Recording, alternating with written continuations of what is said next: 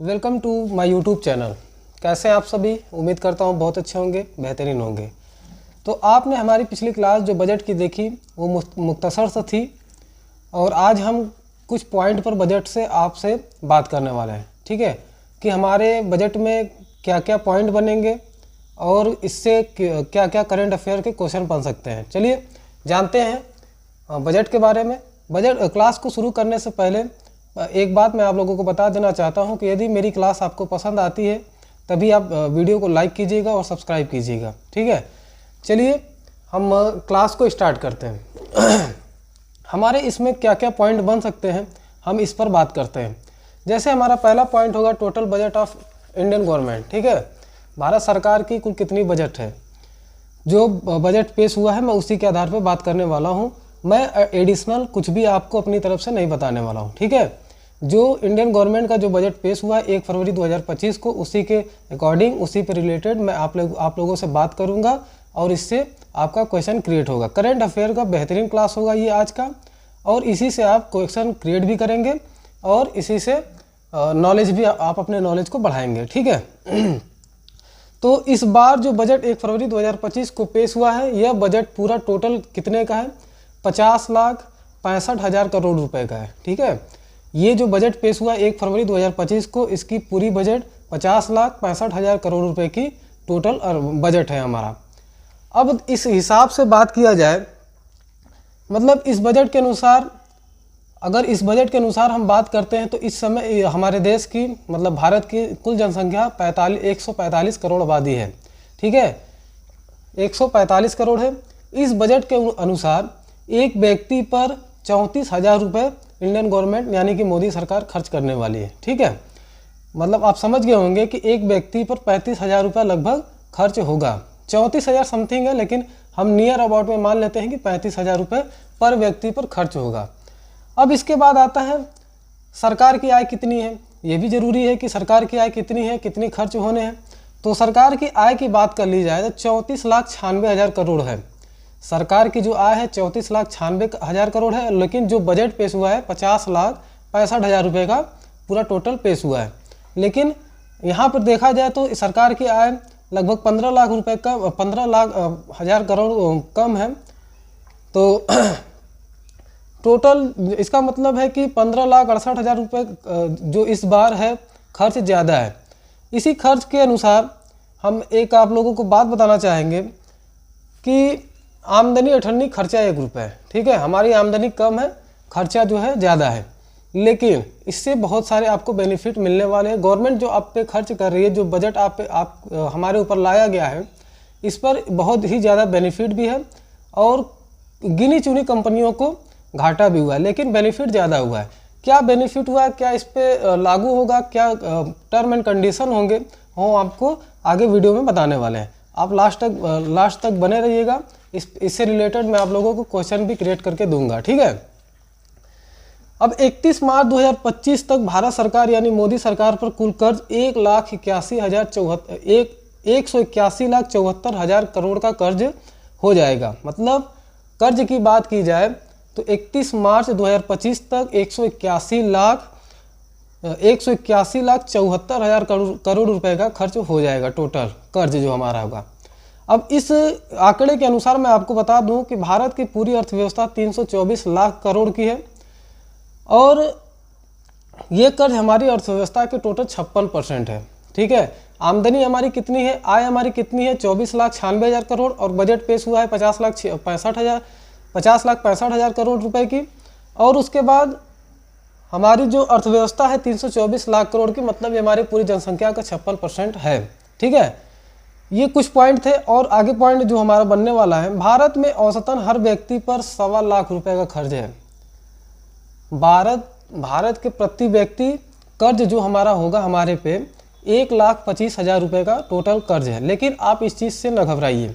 ठीक है, ये हमारे ऊपर जो 1.25 लाख रुपए का कर्ज है, ये और देशों के मुकाबले हम बहुत बेहतर हैं। ठीक है, बहुत अच्छे हैं। बाकी कंट्री की बात की जाए जैसे अमेरिका की, तो अमेरिका की प्रति व्यक्ति जो कर्ज है 90 लाख रुपए की है, और चीन की जो प्रति व्यक्ति कर्ज है 9 लाख रुपए की है, और ब्रिटेन की अगर मान ली जाए तो ब्रिटेन की जो प्रति व्यक्ति कर्ज है 42 लाख रुपए की है।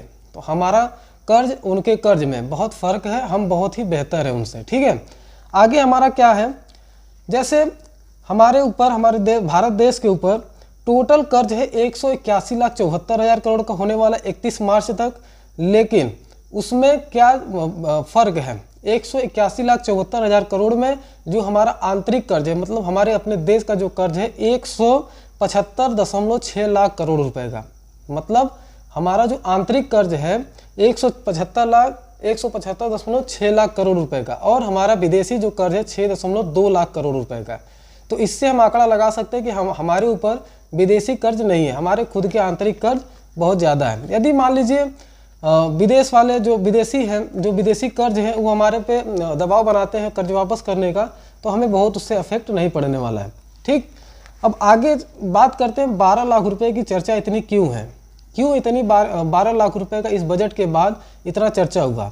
ठीक है, जैसे अभी तक 2022 तक या इसी के समथिंग जो हमारा आय था, एनुअल आय जो था वो लगभग 7 लाख रुपए था, उस पर हमें कोई टैक्स नहीं देना पड़ता था। लेकिन अब इस बार जो मोदी सरकार द्वारा वित्त मंत्री श्रीमती निर्मला सीतारमण द्वारा जो हमारे पे टैक्स लाया गया है वो 12 लाख रुपए तक का, उसको 7 लाख से बढ़ाकर 12 लाख रुपए कर दिया गया।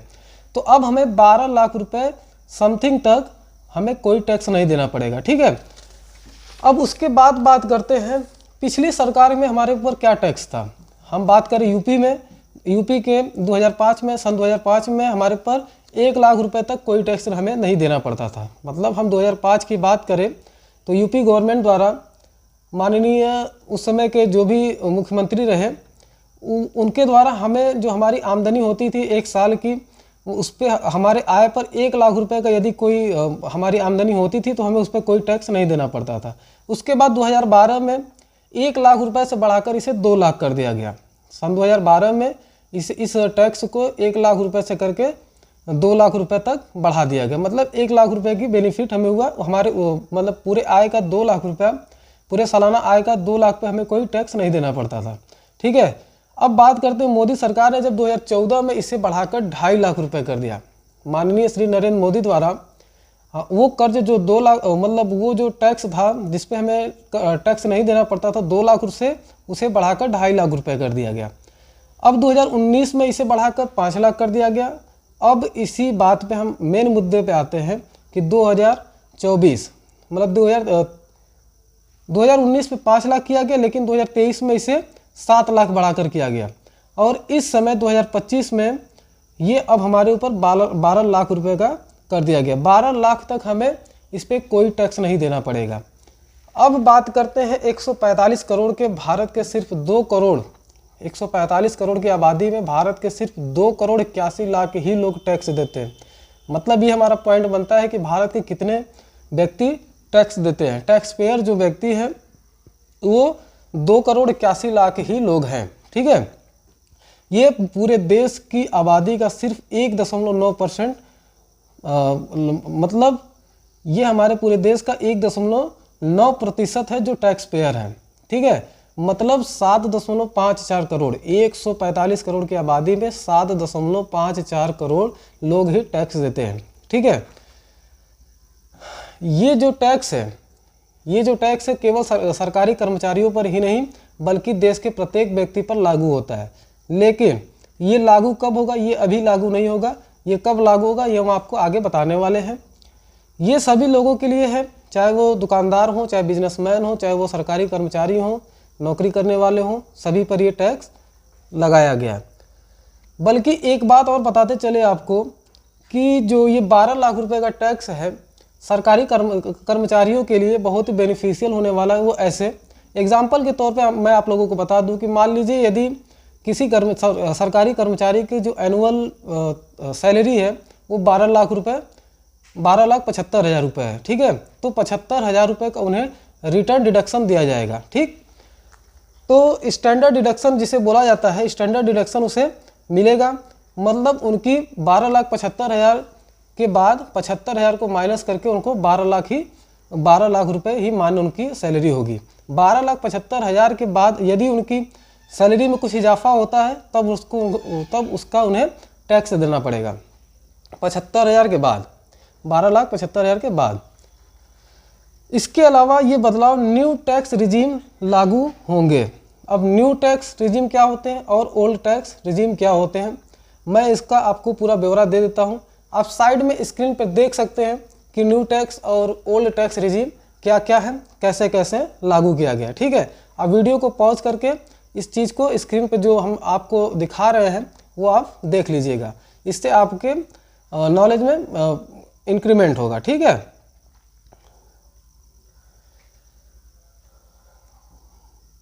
लेकिन अब बात करते हैं कि ये टैक्स कब लागू होगा। मतलब ये टैक्स जो हमारा लागू होने वाला है अगले वित्त वर्ष में, मतलब 31 मार्च 2026 में लागू किया जाएगा। ठीक, ये वित्त वर्ष जो होगा, ये वित्त वर्ष जब ख़त्म हो जाएगा तभी उसके बाद ये नया टैक्स जो है लागू किया जाएगा। अब बात करते हैं क्या क्या क्वेश्चन इससे बन सकते हैं। ठीक है, कौन सा क्वेश्चन इससे बनेगा आपका करंट अफेयर के लिए बेहतरीन क्वेश्चन होगा। पहला क्वेश्चन हम आपको बता देते हैं, इस बार का बजट कब पेश किया गया। करंट अफेयर का पहला क्वेश्चन नॉर्मल सा होगा, इस बार का बजट कब पेश किया गया और कितना किया गया। ठीक है, इस बार का बजट कब पेश किया गया और कितना पेश किया गया। उसके बाद दूसरा क्वेश्चन आपका बन सकता है, आबादी के हिसाब से, मतलब according to the generation, according to the population, कि इसके अनुसार पॉपुलेशन के अनुसार कितना प्रति व्यक्ति कितना खर्च करेगी इंडियन गवर्नमेंट, भारतीय सरकार इस बार आबादी के अनुसार कितना रुपया एक व्यक्ति पर खर्च करने वाली है। ये दूसरा क्वेश्चन बन गया। अब तीसरे क्वेश्चन की बात करते हैं कि पूरे आबादी का हमारा जो मतलब तीसरा क्वेश्चन बन सकता है कि भारत की अर्थव्यवस्था कितने की है। तीसरा क्वेश्चन हमारा है भारत की अर्थव्यवस्था कितने रुपए की है, ये कर्ज हमारी अर्थव्यवस्था के कितने % के बराबर है। ये आपका क्वेश्चन बन सकता है। उसके बाद क्या क्वेश्चन बन सकता है कि भारत के औसतन व्यक्ति का कर्ज कितना है, भारत पर औसतन व्यक्ति पर कितने रुपए का कर्ज है। तो 1,25,000 रुपये औसतन कर्ज हमारे ऊपर है। ये हमारा अगला क्वेश्चन बन सकता है। ठीक है, अब ये भी क्वेश्चन बन सकता है कि हमारे आंतरिक कर्ज कितने हैं और विदेशी कर्ज कितने हैं, ये क्वेश्चन बन सकता है। उसके बाद हमारा क्वेश्चन बन सकता है कि यूपी में 2005 में कितने रुपए पर टैक्स हमें नहीं देना पड़ता था। फिर उसके बाद पूछा जा सकता है 2012 में कितना इसे बढ़ाया गया, मतलब जो 1 लाख रुपए था उससे कितना इंक्रीमेंट किया गया। उसके बाद है 2014 में इसको बढ़ाकर कितना गया, ये क्वेश्चन क्रिएट हो सकता है। 2023 में कितना बढ़ाया गया, 2024 में कितना लागू किया गया, तो ये टैक्स कब लागू किया जाएगा, ये भी पूछा जा सकता है। ठीक है, अब इसके बाद ये भी पूछा जा सकता है कि भारत के कुल कितने व्यक्ति टैक्स पेयर हैं।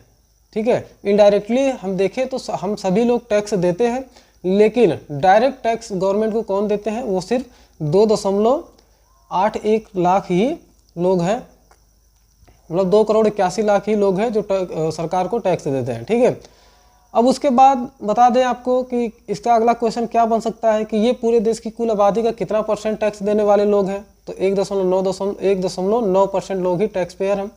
और उसके बाद कितने ये परसेंटेज कितने व्यक्ति के बराबर है, तो 7.5000 करोड़ लोगों के बराबर है।